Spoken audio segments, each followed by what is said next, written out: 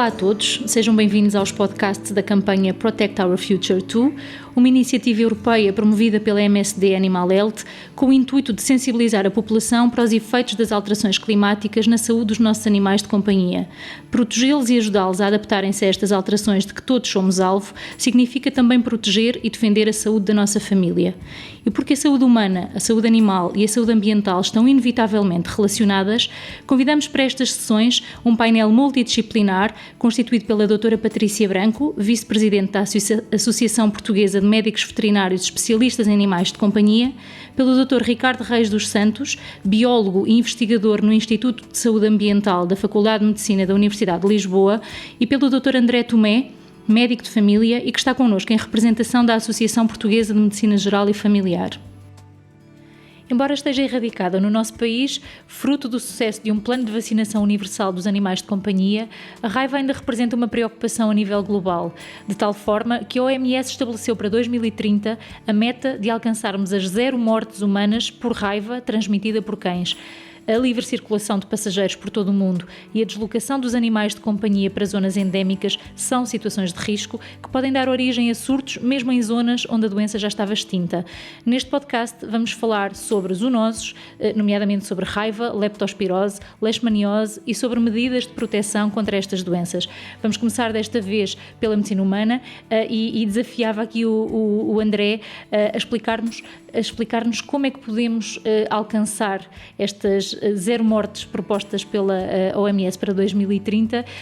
Podemos considerar que neste momento a raiva representa ainda um problema de saúde pública, ainda que no nosso país não seja uma preocupação epidemiológica? Assim, em Portugal, a nível nacional, a raiva considera-se como uma doença erradicada desde há várias décadas, pelo que para nós não é propriamente uma preocupação epidemiológica.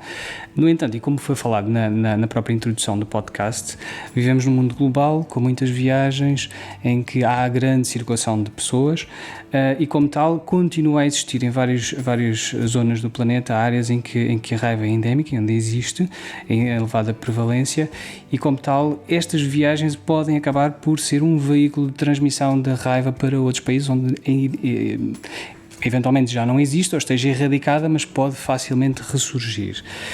Neste ponto de vista e em termos de saúde humana, quando há viagens para zonas onde, por exemplo, a raiva possa existir uma elevada probabilidade, é recomendada a vacinação com a vacina antirrábica. É uma forma de evitar o contágio das pessoas que viajam para essas zonas e que possam depois trazer para o país de origem. Claro que, tal como a nível nacional, a implementação desta medida obrigatória de vacinação acabou por levar à erradicação, a nível mundial ou a nível global, provavelmente isso só acontecerá quando a vacinação for também obrigatória. E como é que se manifesta a raiva nos humanos? O quadro clínico que eu vou aqui descrever está nos livros. Felizmente, como eu referi, a nível nacional ela já não existe há várias décadas, desde 1961, se não me engano, que foi considerada erradicada. Pode manifestar-se com quadro de febre, mal-estar geral, falta de apetite, dores de cabeça e eventualmente dores ou comichão na zona da mordida, uma vez que isto acaba por se originar, por regra, com a mordida de um animal infectado, podendo acabar por evoluir, ou muitas vezes acabando mesmo por evoluir para alterações neurológicas mais significativas, como a hiperexcitação, uma hidromeerofobia. Muitas vezes as pessoas manifestam uma fobia de água ou de correntes de ar aos espaços muito abertos. Muitas vezes a elevação do pelo, como muitas vezes nós vemos nos nossos animais quando ficam sobre uma ameaça, pode acontecer também a nível humano. Podem surgir também alterações do ritmo cardíaco ou mesmo a paralisia. A partir daqui, a raiva é um quadro grave que é fatal, por isso pode acabar por evoluir para um quadro de coma e, no final, a morte. E neste caso o diagnóstico pode, lá está, sendo uma doença erradicada, é mais difícil fazer este diagnóstico. Estas manifestações podem levantar essa suspeita, depois o contexto, por exemplo, o facto destes sintomas surgirem após uma mordida de um animal, levanta ainda mais esta dúvida, principalmente, ou, por exemplo, se isso tiver acontecido num país estrangeiro. E acho que é importante reforçar que exatamente é graças à implementação de um esquema de vacinação obrigatória que se conseguiu que, pelo menos a nível nacional, se conseguisse alterar esta epidemiologia. E em relação aqui a outra zoonose, que é a leptospirose, como é que estamos em termos também de enquadramento epidemiológico e em termos de manifestações também, como é que se caracteriza esta doença? Também não há muitos dados claros sobre o aparecimento de casos de leptospirose, pelo menos a nível nacional, sendo que sabemos que é mais típico nas idades de pessoas que estão a trabalhar, muitas vezes por estar associado a fatores laborais, a prática agrícola ou construção civil, e sabemos é que, por exemplo, a nível dos Açores, isto tem uma incidência muito superior que em comparação com o continente, que pode estar associado, de facto, à presença de maior umidade e temperaturas médias superiores. Geralmente manifesta-se também com quadro febril, dores musculares, sendo que nos casos mais graves pode manifestar-se com alguns sinais ou sintomas que sugerem lesão de órgãos, nomeadamente icterícia, uma coloração amarelada da pele quando há uma afecção do fígado, alterações do funcionamento renal, mesmo hemorragia pulmonar ou uma infecção a nível neurológico, uma meningite. O quadro de suspeição pode ser levantado muitas vezes, lá está, por estes contextos laborais, eventualmente pelos sintomas, podem ser feitas também em algumas análises, mas neste caso, felizmente, iniciando a medicação adequada, consegue-se geralmente resolver sem grandes sequelas. Patrícia, voltando aqui a esta ambição da OMS, tanto no que respeita à raiva como no que respeita a outras zoonoses, como é que podemos alcançar estas metas? A vacinação é o caminho mais eficaz, a proteção também através de outras medidas? No caso concreto da raiva, nós estamos a falar de casos de morte por raiva humana que acontecem em países em vias de ainda em desenvolvimento, estamos a falar em África e em Ásia. 99% destes contágios acontece através da mordedura de cães e são sobretudo as crianças que são afetadas. Portanto, é neste cenário que a OMS tem que concentrar para resolver o problema. Isto não significa de forma nenhuma que os cães sejam os únicos reservatórios de raiva e que transmitam a raiva. O que isto reflete é a grande proximidade que os cães têm do homem enquanto animal de companhia ou enquanto animal de companhia na vertente de animal de estimação, que não é uma palavra que eu quero usar, mas pronto, ou enquanto população de cães que vive marginalmente associada a uma povoação, por exemplo, que é o caso, cães errantes, que é o caso mais neste tipo de países. E é essa proximidade que faz com que, então, sejam mais as mordeduras de cães a transmitir a raiva. Isto é um dado particular da raiva que pode funcionar como uma grande vantagem no que diz respeito à erradicação, porque nós sabemos que a vacinação dos cães para a raiva é eficaz e, comparando com outras medidas que já foram tentadas, como a vacinação em massa das pessoas, da população, ou como a eliminação da população de cães, que também já aconteceu, ela tem muito mais resultados. Portanto, neste momento, a vacinação em massa da população de cães contra a raiva é o caminho para a erradicação da raiva.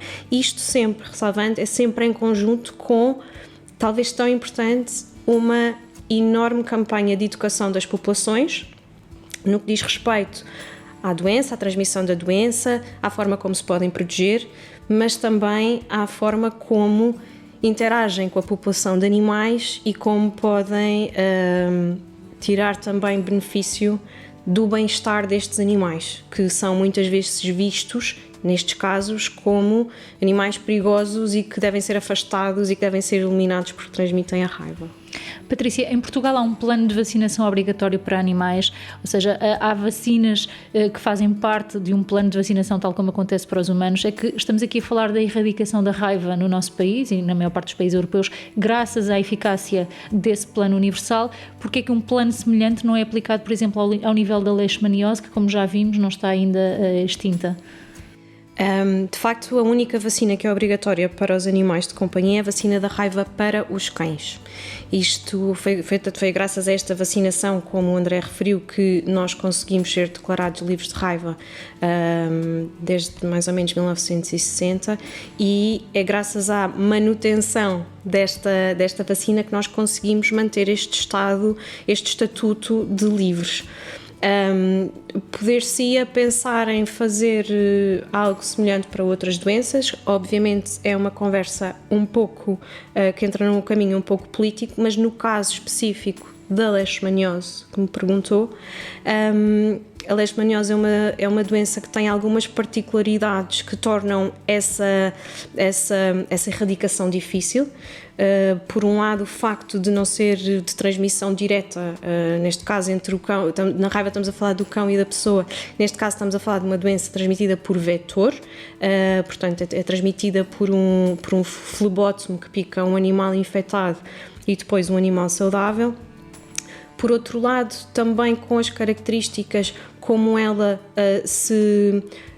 como a doença decorre nos reservatórios que são os cães, neste caso, em que nós temos muitos animais infectados que não são detectados, portanto nós temos muitos animais portadores do parasita que não têm sintomatologia, não são testados, não são identificados e, portanto, aos quais não é aplicada nenhum tipo de medida. E depois também em termos de ferramentas, se tentarmos tirar as mesmas ilações que tiramos das vacinas da raiva, as vacinas que estão disponíveis para a leishmaniose são bastante mais recentes, só existem há 10 anos em Portugal e a sua proteção isolada também não é ótima. É inferior à maior parte das vacinas que nós estamos habituados, quer em medicina humana, quer em medicina veterinária, que têm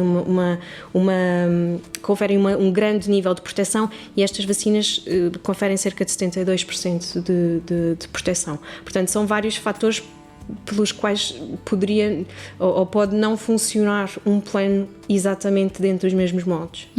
E um animal que esteja vacinado, caso tenha contacto com os agentes causadores destas doenças, não chega a ser contagiado ou pode ser contagiado, mas não desenvolve nem transmite a doença? Isto é válido para todas as vacinas de uma forma geral ou há especificidades para cada uma delas?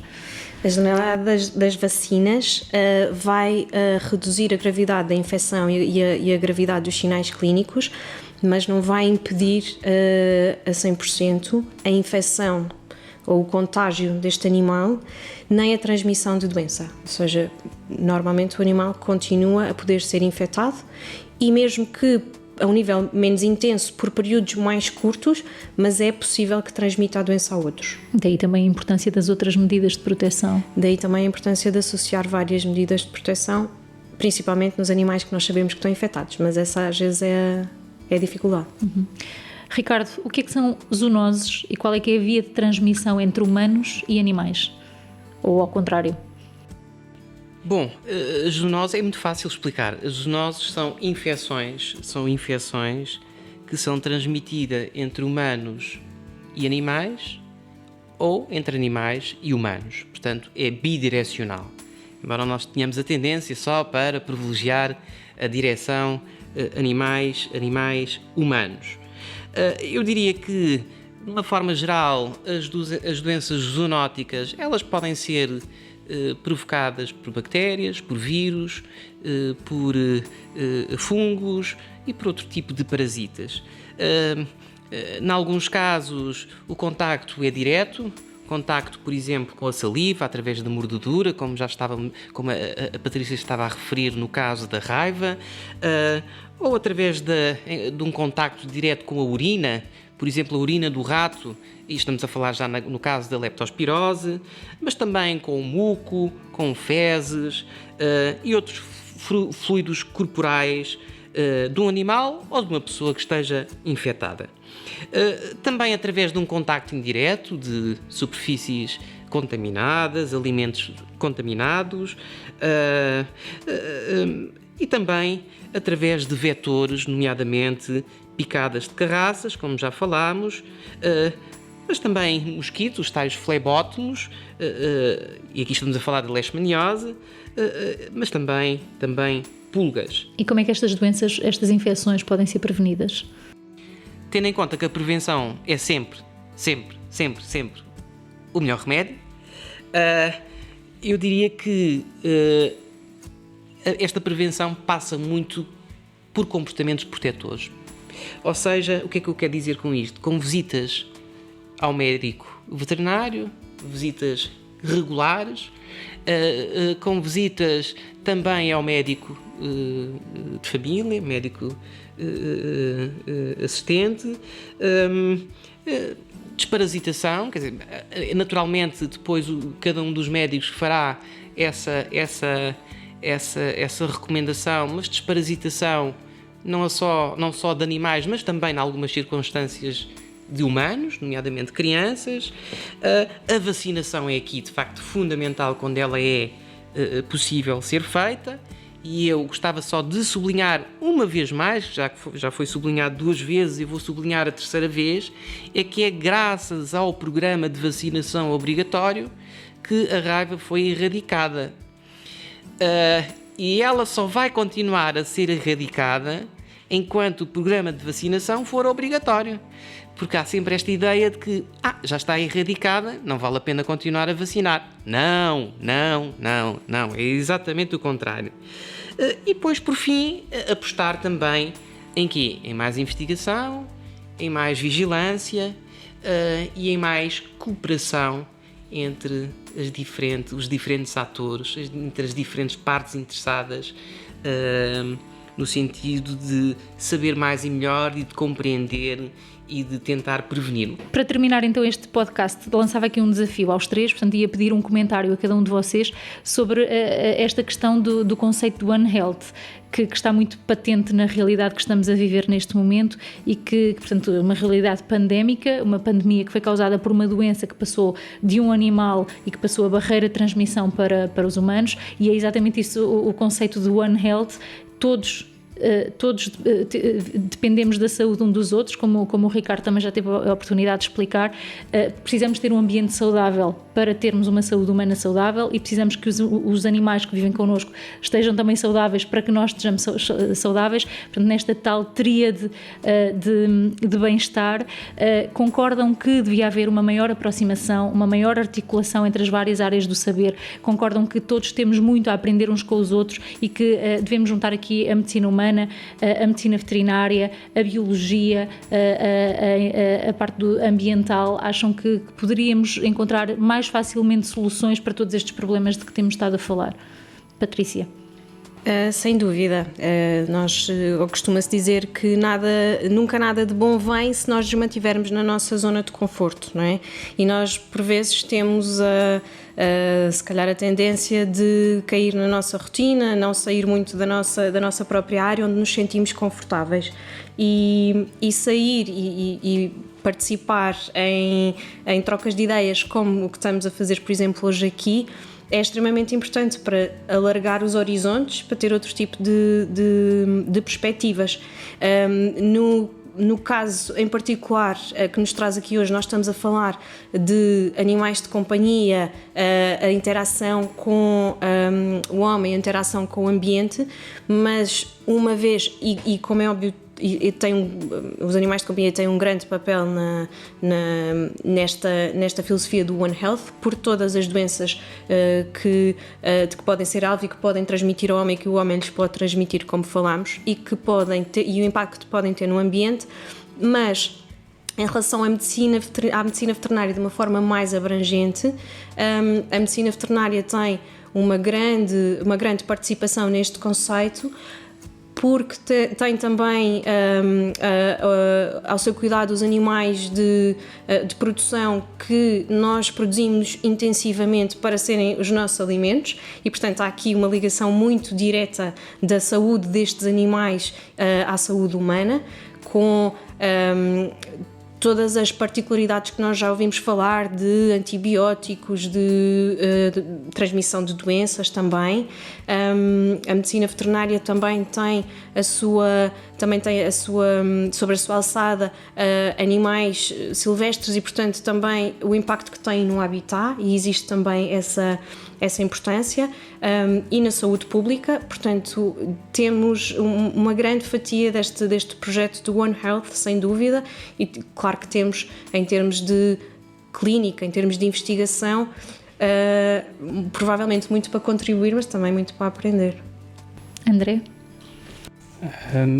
Sim, se calhar agora as próximas intervenções se calhar serão acrescentes a esta apreciação, nomeadamente que já foi feita pela Patrícia. Eu concordo perfeitamente que a intervenção e nomeadamente a investigação em saúde deve ser transversal, porque acaba por ter implicações transversais em todos os aspectos.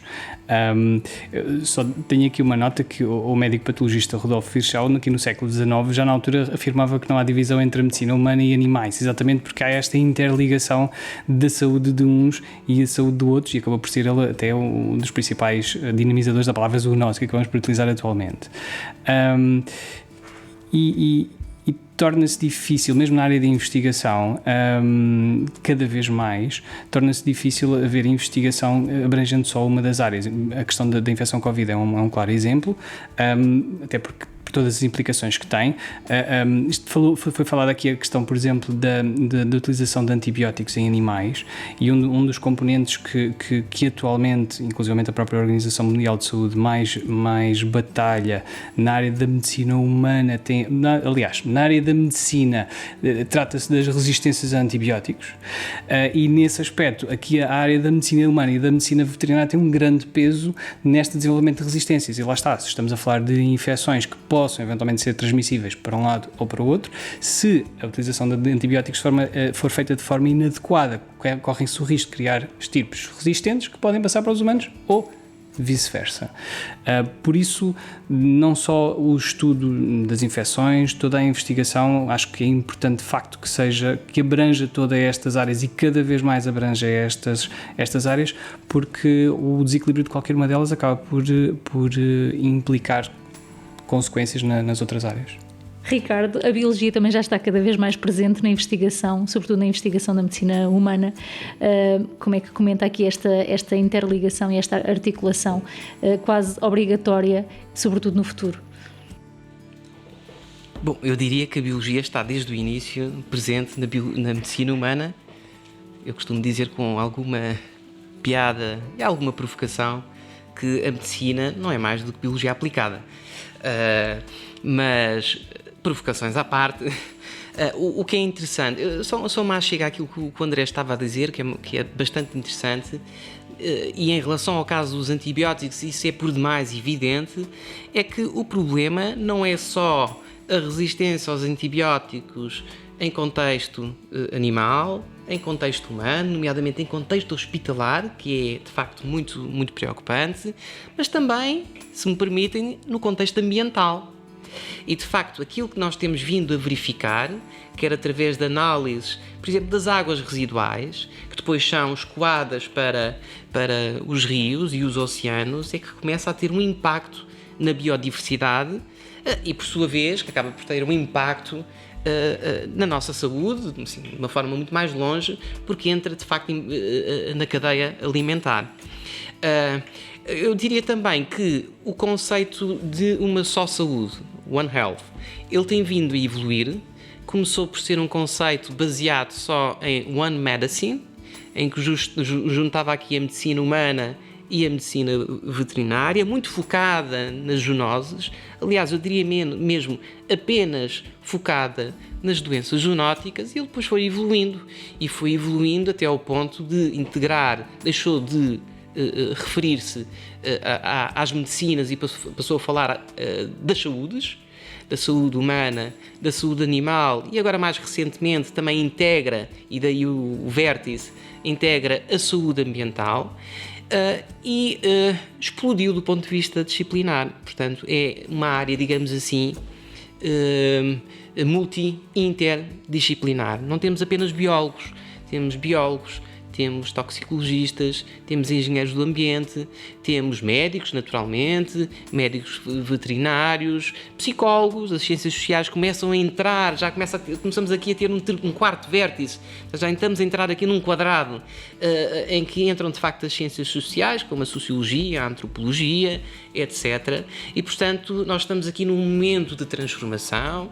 Eventualmente, no futuro, vamos deixar de ter faculdades de medicina veterinária, e provavelmente vamos ter escolas de saúde em que juntam no mesmo campo as três medicinas, se quisermos, a medicina dentária, a medicina veterinária, a medicina em medicina humana e, portanto, há aqui muita coisa a acontecer e até do ponto de vista da investigação, o que é um pouco mais difícil, porque, apesar de tudo, são áreas com linguagens muito próprias e, portanto, há aqui que encontrar aqui práticas de investigação, mas que tem que ser feito, é um percurso que tem que ser feito e que está a ser feito. Aliás, a propósito, e depois leva-nos também para a questão política, não é? Haver aqui um investimento, tem que haver um investimento, porque não se pode fazer isto apenas com boa vontade e com bolsas de 3 anos. Tem que haver aqui um investimento político. Muito bem, muito obrigada mais uma vez. Fechamos com chave de ouro este ciclo de 4 podcasts e daqui resulta certamente essa articulação e essa aproximação. Acho que todos aprendemos aqui muito uns com os outros e foi muito interessante, inclusivamente à chegada, vermos alguns de vocês a tirarem dúvidas uns com os outros. Que seja então também aqui o pontapé de partida para esta colaboração, sobretudo nas gerações futuras, nas gerações que também já cresceram e estão a aprender muito com esta pandemia. Muito obrigada mais uma vez. Obrigada. Até à próxima. Obrigado.